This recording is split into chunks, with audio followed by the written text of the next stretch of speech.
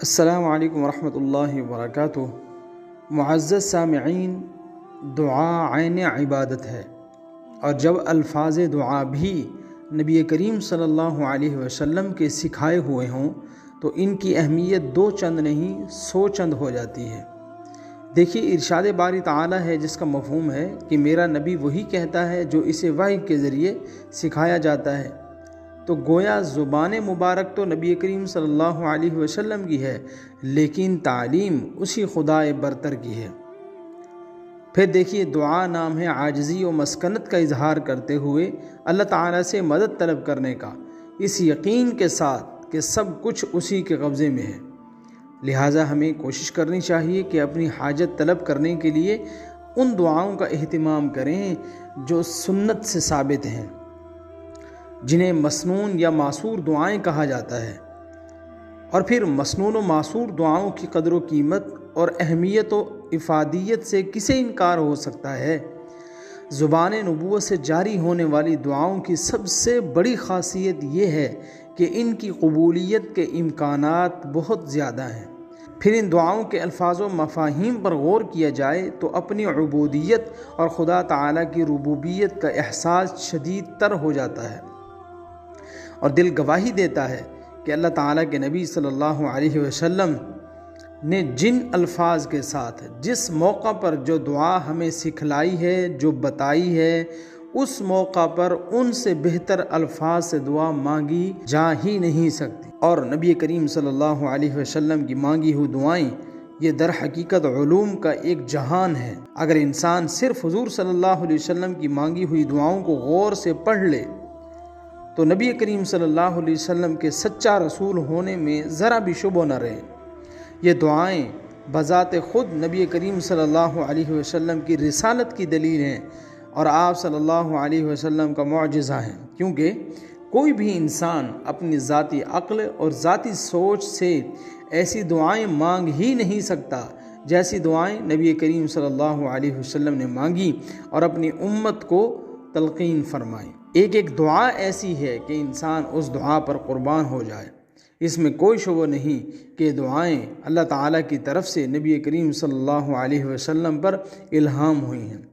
اللہ تعالیٰ نے خود ان دعاؤں کے الفاظ کو بھی نبی کریم صلی اللہ علیہ وسلم کے قلب مبارک پر القاء فرمایا کہ مجھ سے یوں مانگو۔ اللہ تعالیٰ کی شان بھی عجیب و غریب ہے کہ دینے والے اور عطا کرنے والے بھی خود ہیں، اور بندے کو دعا کرنے کا سلیقہ اور طریقہ بھی خود ہی سکھاتے ہیں۔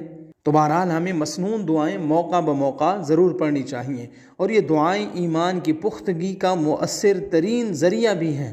اور پھر ان دعاؤں میں وہ دعائیں بھی شامل ہیں جن کو موقع بموقع نبی کریم صلی اللہ علیہ وسلم نے پڑھا۔ ان دعاؤں کے معانی میں غور و خوض کرنے سے معلوم ہوتا ہے کہ ان دعاؤں میں اسلام کی بڑی اہم تعلیمات ہیں۔ ان کو پڑھنے سے، سمجھنے سے اللہ تعالیٰ کی ربوبیت کا بار بار اقرار ہوتا ہے، اور دل و زبان پر بار بار یہ بات آتی ہے کہ اللہ ہی نے پیدا فرمایا ہے، اسی نے زندہ رکھا، اسی نے سلایا، اسی نے سوتے سے جگایا، اسی نے کھلایا، اسی نے پلایا، اسی نے پہنایا، اور اسی کے حکم سے صبح ہوتی ہے، اسی کے حکم سے شام ہوتی ہے۔ سفر اور حضر میں وہی محافظ ہے، دشمنوں کے شر سے وہی بچاتا ہے، شیطان سے وہی محفوظ رکھتا ہے، ہر دکھ کو دور کرنے والا وہی اللہ ہے۔ بارش اسی کے حکم سے آتی ہے، ہوائیں اسی کے حکم سے چلتی ہیں۔ ہر خیر کا سوال اسی سے کرنا چاہیے، اور ہر شر سے محفوظ رہنے کے لیے اسی سے مدد حاصل کرنی چاہیے، اور پھر ہر مصیبت میں اسی کو پکارنا چاہیے، ہر مجلس اور ہر محفل میں اسی کو یاد کرنا چاہیے، اور نعمت کے حاصل ہونے پر اور ہر دکھ تکلیف کے چلے جانے پر صرف اور صرف اسی کا شکر ادا کرنا چاہیے۔ تو معزز سامعین، مسنون دعاؤں کی بڑی اہمیت ہے، اور باقاعدہ اس کے اوپر اہل علم نے کتابیں لکھی ہیں جس میں قدم قدم پر انسان کو رہنمائی فراہم کی گئی ہے کہ اس موقع پر یہ دعا مانگنی چاہیے، اس موقع پر اللہ کے نبی صلی اللہ علیہ وسلم نے یہ دعا مانگی۔ اسی اہمیت کے پیش نظر انشاءاللہ ہم مسنون و معصور دعاؤں کا ایک سلسلہ شروع کرنے جا رہے ہیں کہ جس میں روزانہ کی بنیاد پر کوئی نہ کوئی دعا جو نبی کریم صلی اللہ علیہ وسلم نے مانگی، اور اس میں ہمارے بہت سے مسائل کا حل ہے، ہمارے لیے بہت سی خیر و برکتوں کی باتیں ہیں، ہمارے لیے، گھر والوں کے لیے، اولاد کے لیے، पूरी उम्मत मुस्लिमा के लिए।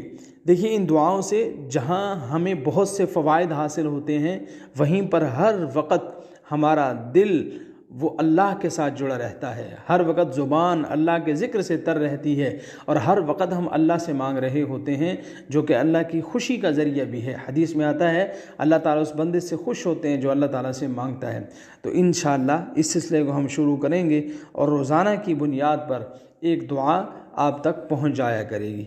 अल्लाह से दुआ है अल्लाह ताला हमारे इस जज्बे को कबूल फ़रमाए। अस्सलामु अलैकुम वरहमतुल्लाहि वबरकातुहू।